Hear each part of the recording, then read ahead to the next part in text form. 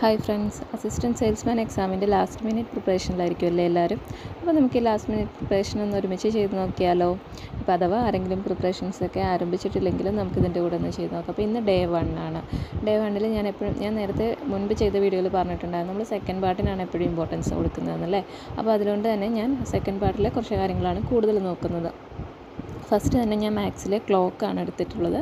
അതുപോലെ തന്നെ മലയാളത്തിൽ കുറച്ച് പര്യായ പദങ്ങൾക്കും ഇമ്പോർട്ടൻസ് കൊടുക്കുന്നുണ്ട്. പര്യായ പദങ്ങളും അതുപോലെ തന്നെ നമ്മൾ പിരിച്ചെഴുതുന്നതുണ്ടല്ലോ, ആ രണ്ട് കാര്യങ്ങളാണ് മലയാളത്തിൽ നിന്ന് നോക്കാൻ പോകുന്നത്.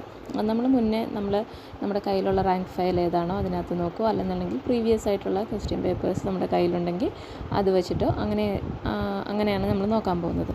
പിന്നെ ഇത് രണ്ടും എല്ലാ ക്വസ്റ്റ്യൻ പേപ്പറിലും ഉള്ളതായതുകൊണ്ടാണ് അത് രണ്ടും എടുത്തേക്കുന്നത്. പിന്നെ അതുപോലെ തന്നെ ഇംഗ്ലീഷിൽ നിന്നും നമ്മുടെ ഫ്രേസൽ വെർബ്സ് ഉണ്ടല്ലോ, അപ്പോൾ അതിനകത്തുനിന്ന് കുറച്ച് ഫ്രേസൽ വെർബ്സാണ് ഇംഗ്ലീഷിൽ നോക്കാൻ പോകുന്നത്. അപ്പോൾ മാത്സായി, ഇംഗ്ലീഷായി, മലയാളമായി. ഇനി അടുത്തത് നമ്മുടെ ഏറ്റവും ഇമ്പോർട്ടൻ്റ് ആയിട്ടുള്ള കറണ്ട് അഫെയർസ്, 20 മാർക്കിന് ചോദിക്കുന്ന കറണ്ട് അഫെയർസ്.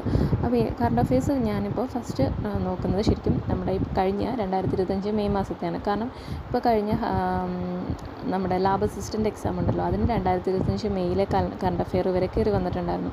അതുകൊണ്ട് തന്നെ ഞാൻ സ്റ്റാർട്ട് ചെയ്യുന്നത് ഈ 2025 മെയ്യിലെ കറണ്ട് അഫെയറിൽ നിന്നുമാണ്.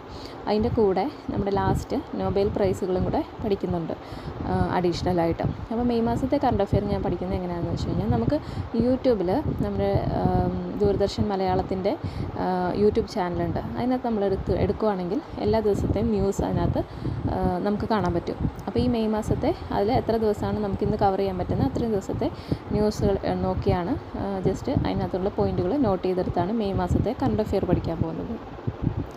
പിന്നെ അതിനുശേഷം ഞാൻ നോക്കുന്നത് ചരിത്രം. ഫസ്റ്റ് പാർട്ടിൽ നിന്ന് നമ്മുടെ ഹിസ്റ്ററിയാണ്. ഹിസ്റ്ററി ഞാൻ വായിക്കാൻ പോകുന്നൊരു സ്കൂൾ ടെക്സ്റ്റാണ്.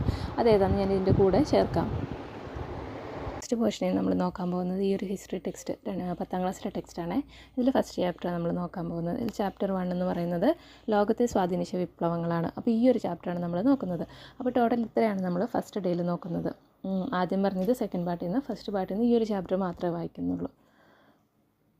Thank you.